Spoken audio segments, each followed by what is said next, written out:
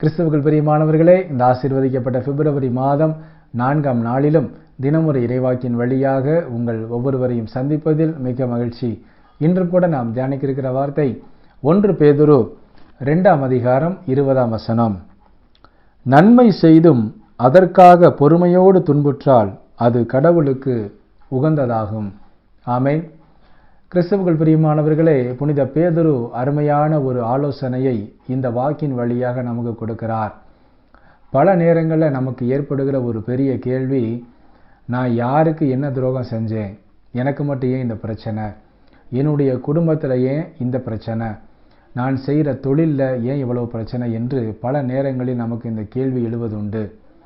கிறிஸ்துவுக்குள் பிரியமானவர்களே, நாம் ஒரு தப்பை செய்துவிட்டு அதற்காக நாம் ஒரு தண்டனையை பெறும் பொழுது நாம் வருத்தப்பட்டால் அதில் என்ன பயன் இருக்கிறது?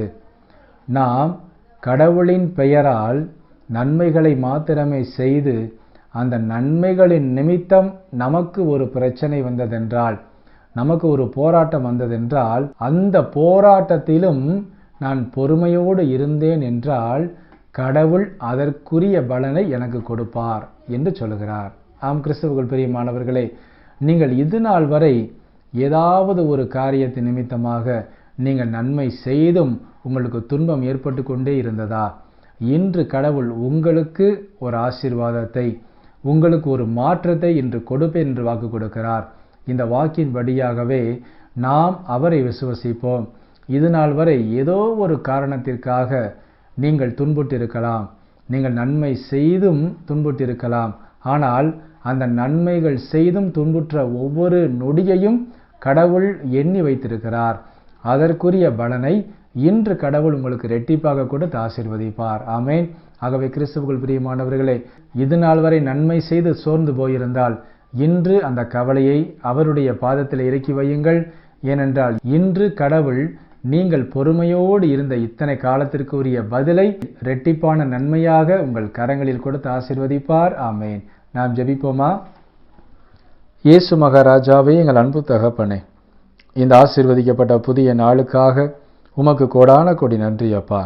இந்த நாளிலும் நாங்கள் பெற்றுக்கொண்ட நிறைவாக்கின் படியாகவே ஏசப்பா, உமக்கு நன்மை செய்தும் நாங்கள் நன்மையை நினைத்தும் துன்பங்களை நாங்கள் பெற்றிருந்தோம் என்றால் அந்த துன்ப காலத்திற்கு பதிலாக இரட்டிப்பான நன்மைகளை ஒவ்வொரு பிள்ளைகளுக்கும் இன்று நீங்கள் கொடுத்து ஆசீர்வதிக்க வேண்டும் என்று ஒப்பு கொடுத்து ஜெபிக்கிறோம். இன்றும் தன்னுடைய பிறந்த நாள் மற்றும் திருமண நாளை கொண்டாடும் அது பிள்ளைகள் ஒவ்வொருவரையும் எல்லா நன்மைகளினாலும் நிரப்பி ஆசீர்வதியும் அப்பா.